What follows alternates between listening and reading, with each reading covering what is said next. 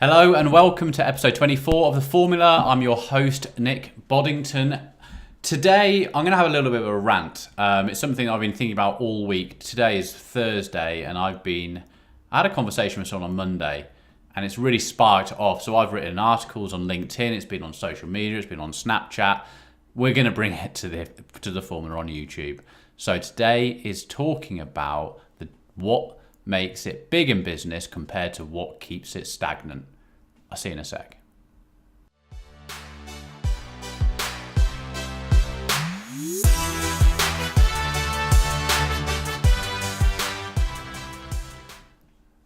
So, episode 24. We're getting there. We're going higher and higher, one every week. It's been good. So we're going to have a bit of a rant. And as you know, with a rant, the last one a few weeks ago, Alicia does all going black and white and all that sort of stuff. So apologise now if I get a little bit annoyed. But this is going out to all people in business.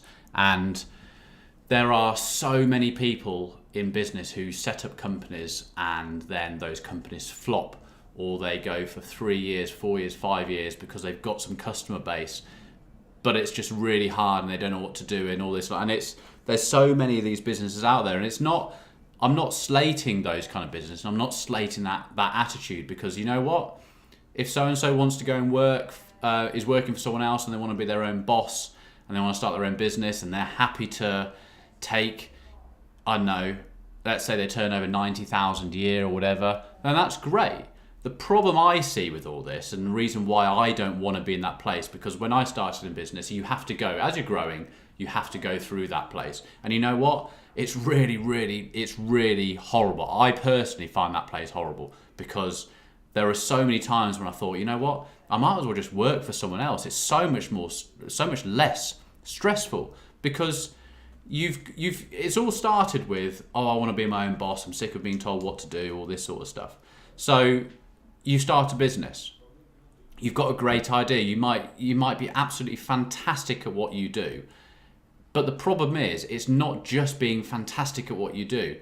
You've then got to learn every skill there is in the book over an amount of time to create customers, to create sales, to create repeat customers, all this sort of stuff. And then that's when everyone starts dropping out. Because for like 2 or 3 years, I started this company in a recession, and it was hardcore. We were specialising in automotive products, in automotive data.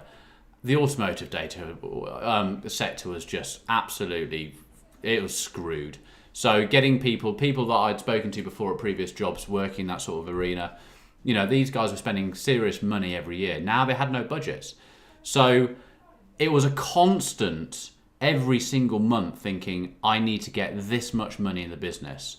Otherwise, I can't pay myself, or I can't pay the member of staff I've got. He'll come first, then I can't pay myself. And that happens for so long. And as you scale up, yes, your bills become more. So in a way, you still have that worry. But then it's scaling up even more and more and more, so that you're out of that. So you've actually got so much cash coming in, and your overheads are so much lower that you can reinvest that cash. And you're not in that completely worrying place of, how am I going to pay myself every month? But I find it amazing as to how many people are in that place. Hundreds of thousands of people of small businesses, whether it's shops, whether it's bakers, whether it's small B2B services, companies on the line selling to consumers, are in this area of just literally stealing from Peter to pay Paul every single month, because there's not enough coming in from the customers. And I find it extraordinary how people then aren't willing to learn the skills to get further and to get more customers. So in a way, it's kind of resting on your laurels, because you've sort of committed to that dream. You've set your business up. You're an expert. People think you're great. But then why do you stop? Why do you not take it to the next level? I'll tell you why, and this is why I think. Because it's really, really hard work getting to that next thing. Because we're not born with all the sales skills. We're not born knowing how to market ourselves. We're not born being able to watch the trends in your industry or in the world economy. All these different things are the factors that all have to come into one to create that entrepreneur who can then take it to a different level. Yeah? So we've talked a lot about sources. I speak to so many people all the time who are like, no, I've been doing AdWords, don't really make any money of it, don't think it's any good. Well, you can make a crap load of money from it, but you need to get so inside how AdWords work to perfect it, to get it making great money, and then keep perfecting it. Yeah, you're going to have slumps and bad months or whatever, but overall, this company makes a fortune out of AdWords if we look over the long period. So you get that right, but then you don't get complacent and sitting along, we've got AdWords working. Why not get onto email marketing? Why not get into SEO? SEO is a completely different market, and it's taken us years, and it's been one of the sources that we've only just started in the time coming. We're on like page 84 or ranking 84. Just ridiculous. There's no point in being there. We've taken on a company now, and there's an interview to come up, I'm hoping, with the founder of this company, because they're really scaling up. They've got us to like 18th place from 84 in like 2 weeks. So I'm really confident now in the next 2 months that we should be like in the top 3 within our sector, which is fantastic. But I'm going away from it. But you need to learn all these different things. There's a reason why the most successful people that you don't see that much, because they are so immersed in growing their businesses that that's what they're doing. They have, they're at home in the evening working for another 4 hours. They're up at 5:30, 6 o'clock in the morning, working in the morning.